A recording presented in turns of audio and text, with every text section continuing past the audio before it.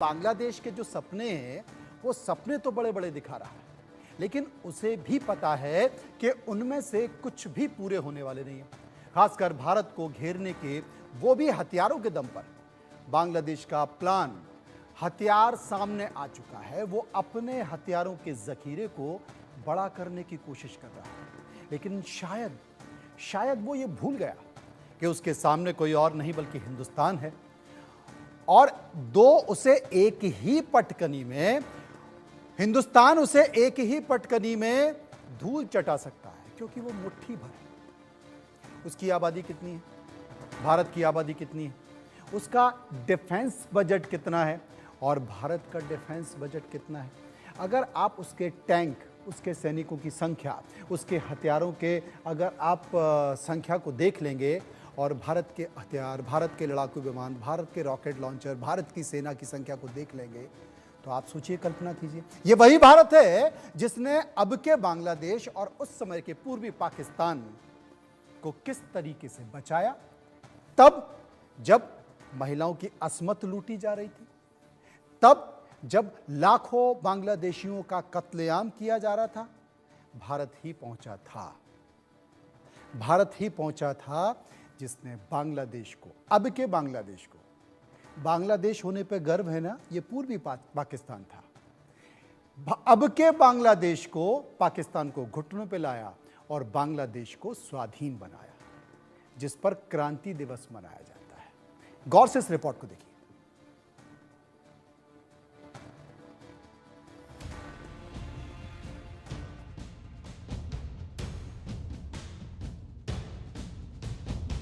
बांग्लादेश पर कयामत टूट पड़ी है, उस पर अदृश्य हमला हुआ है। यूनुस सरकार को ठीक से पता ही नहीं है उसका सामना किस दुश्मन से हुआ है।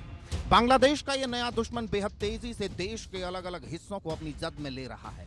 यूनुस सरकार ने जल्द अपने दुश्मन की पहचान नहीं की, उसका सामना नहीं किया, उसका इलाज नहीं किया, तो बांग्लादेश का अंत होना तय है।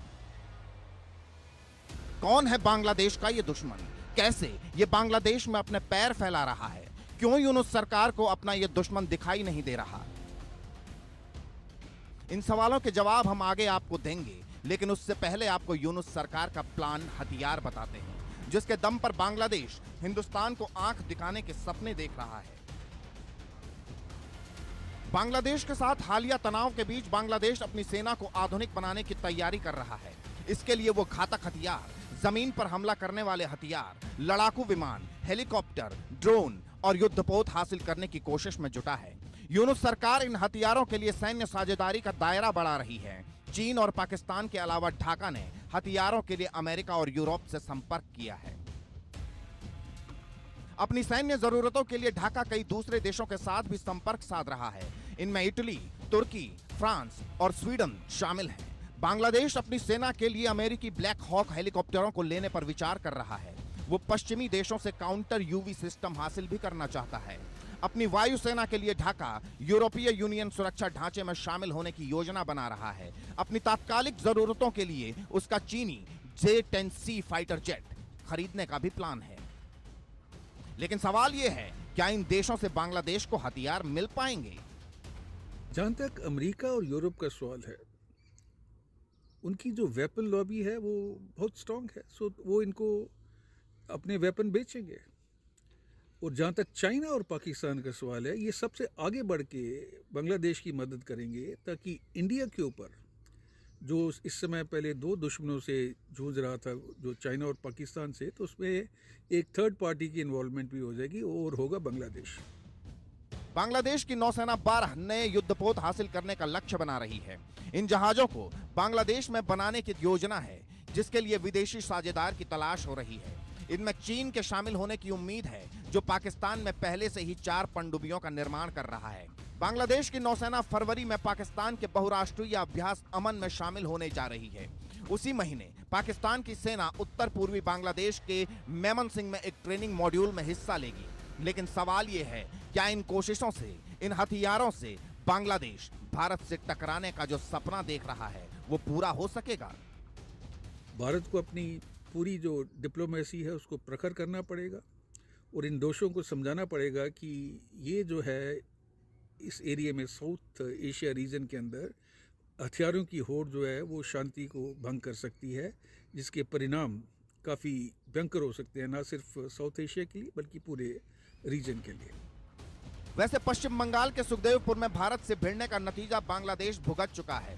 जब बॉर्डर गार्ड बांग्लादेश यहां फेंसिंग रुकवाने पहुंची थी और बॉर्डर सिक्योरिटी फोर्स के वीर जवानों का सामना होते ही उन्हें उल्टे पैर वापस लौटना पड़ा था। ऐसे में भारत से टकराने का सपना देख रहे यूनुस पहले अपना घर संभाल लें, ये ही उनकी बड़ी कामयाबी होगी। Bureau report, India news. इस रिपोर्ट के बाद अब तक तो आप ये समझ चुके होंगे कि बांग्लादेश खुद को ताकतवर करने के लिए दूसरे मुल्कों से हथियार खरीदना चाहता है। लेकिन अब ये जान लीजिए कि कैसे एक अदृश्य दुश्मन ने बांग्लादेश को परेशान कर रखा है।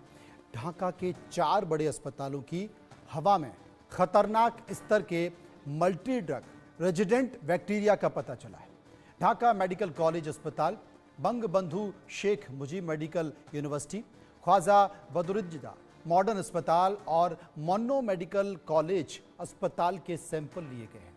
इन अस्पतालों की हवा में मौजूद पार्टिकुलेट मैटर में बैक्टीरिया की जांच की गई है। हवा में पाए गए 11 तरह के ये बैक्टीरिया में स्टेफिलोकोकस ऑरियस, ई कोलाई और स्यूडोमोनास एरोजिनोसा जैसे बैक्टीरिया शामिल हैं। ये bacteria pneumonia, urinary tract infection और रक्त संक्रमण जैसे गंभीर बीमारियों को पैदा कर सकते हैं। ये स्थिति बेहद चिंताजनक बताई जा रही है। इस खतरनाक बैक्टीरिया के कारण अस्पताल में भर्ती मरीज और स्टाफ दोनों संक्रमण का शिकार हो सकते हैं। इन संक्रमण का इलाज कराना बेहद मुश्किल हो सकता है। सोचिए, जो बांग्लादेश एक बैक्टीरिया से नहीं लड़ पा रहा है, वो भारत से लड़ने के सपने देख रहा है। क्या ऐसा हो सकता है? चर्चा करेंगे। चर्चा के लिए मेरे साथ डॉक्टर ब्रह्मदीप, जो कि विदेशी मामलों के जानकार, मौजूद हैं। इसके साथ साथ डॉक्टर चिन्मय गुप्ता मेरे साथ मौजूद होंगे। सबसे पहले मैं डॉक्टर ब्रह्मदीप के पास चलूंगा। ब्रह्मदीप साहब, पाकिस्तान की तमाम हरकतें किसी से छुपी नहीं हैं। किस तरीके से वो भारत के तमाम विरोधियों से गलवैयां कर रहा है, किस तरीके से भारत की सीमाओं पर लगातार वो घटनाओं को अंजाम दे रहा है, कैसे भारत के खिलाफ कौन से निर्णय हो सकते हैं, वो अपनी ही सरकार में ऐसे तमाम निर्णय ले रहा है।